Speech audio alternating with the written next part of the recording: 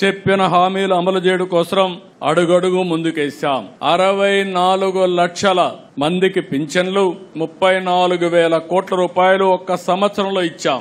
మనం ఇది చెప్పకపోతే ప్రజల్లో కూడా అర్థం కాకపోవచ్చు. 4,000, 6,000, 10,000, 15,000 రూపాయలు పింఛన్లు ఇచ్చే ఏకైక ప్రభుత్వం భారతదేశంలో ఒక్క తెలుగుదేశం ప్రభుత్వం, ఒక్క ఆంధ్రప్రదేశ్ రాష్ట్రం ఒకటే. మనలో నియర్గా కూడా ఎవరు లేని పరిస్థితి ఉంది.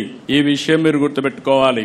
మత్స్యకార భరోసా కింద 20,000 రూపాయలు చొప్పున 259 కోట్లు ఇచ్చాం.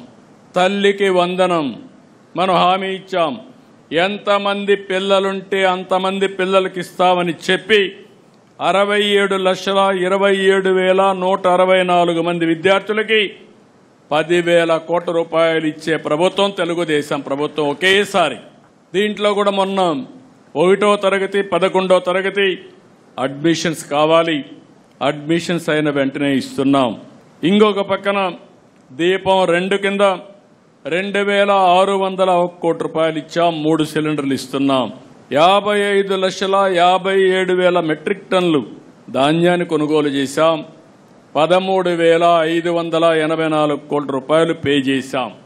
ఏదైతే మార్కెట్ ఇంటర్వెన్షన్ కింద ఇబ్బందులు వస్తే కోకోకి కేజీకి 50 రూపాయలు, మామిడికి కేజీకి 4 రూపాయలు, అంటే మార్కెట్ ధర పూర్తిగా దెబ్బతింటే ప్రతి ఒక్క కేజీకి 4 రూపాయలు ఇస్తున్నాం.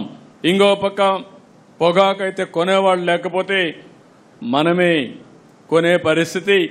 రాబోయే సంవత్సరం దీన్ని ఏ విధంగా అమ్మాలనో దానికి ఒక ప్రణాళిక తయారు చేసుకుంటున్నాం. పామాయిల్కి ఇబ్బంది వచ్చినా, మిర్చికి ఇబ్బంది వచ్చినా ఎక్కడికక్కడ మానిటర్ చేస్తూ మార్కెట్ ఇంటర్వెన్షన్ కానీ సరైన సమయంలో కేంద్ర పాలసీల్ని మార్చడానికి కూడా వారితో కూడా మాట్లాడుతూ ఎప్పటికప్పుడు అనుసంధానం చేసుకుంటూ ముందుకు పోతున్నాం. మెగా డిఎస్సి 16,347 ఉద్యోగాలకు నోటిఫికేషన్ ఇచ్చాం. ట్రాన్స్పరెంట్ గా చేస్తున్నాం. ఈవెన్ ఎక్కడ కూడా ఒక జీరో మిస్టేక్ లేకుండా చేయబోతున్నాం. ఇంకో పక్క అన్నా క్యాంటీన్లు 204 పెట్టాం. ప్రతి నియోజకవర్గంలో ఒక అన్నా క్యాంటీన్ పెట్టడానికి నిర్ణయం చేశాం.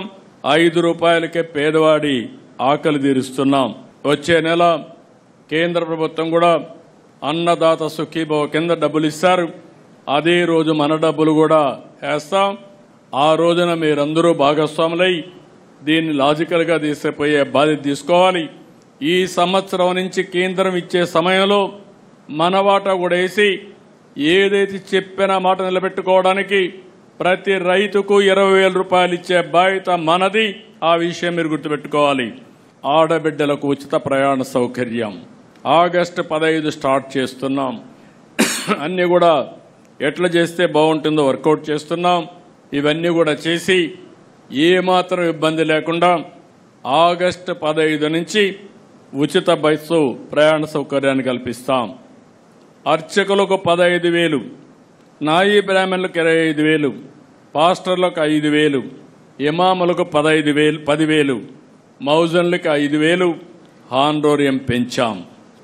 ఇంకొక పక్కన మీరు ఒకసారి చూస్తే వేద విద్యార్థులకు 3,000 రూపాయలు, జూనియర్ లాయర్లకు 10,000 రూపాయలు వేతనంగా ఇస్తున్నాం.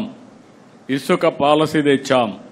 మద్యం పాలసీ మార్చి జే బ్రాండ్లు లేకుండా చేశాం. అయితే ఇక్కడ నేను ఒకటే విషయం మీకు చెప్తున్నాను.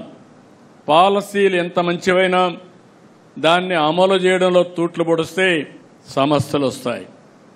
ప్రజల విశ్వాసాన్ని కాపాడుకోవాలంటే ట్రూ స్పిరిట్తో మనందరం కూడా పనిచేస్తే తప్ప, ఎవరెవరి పరిధిలో పనిచేస్తే తప్ప ఇది సాధ్యం కాదు. ఆ విషయం కూడా మీరు గుర్తుపెట్టుకోవాల్సిన అవసరం ఉంది.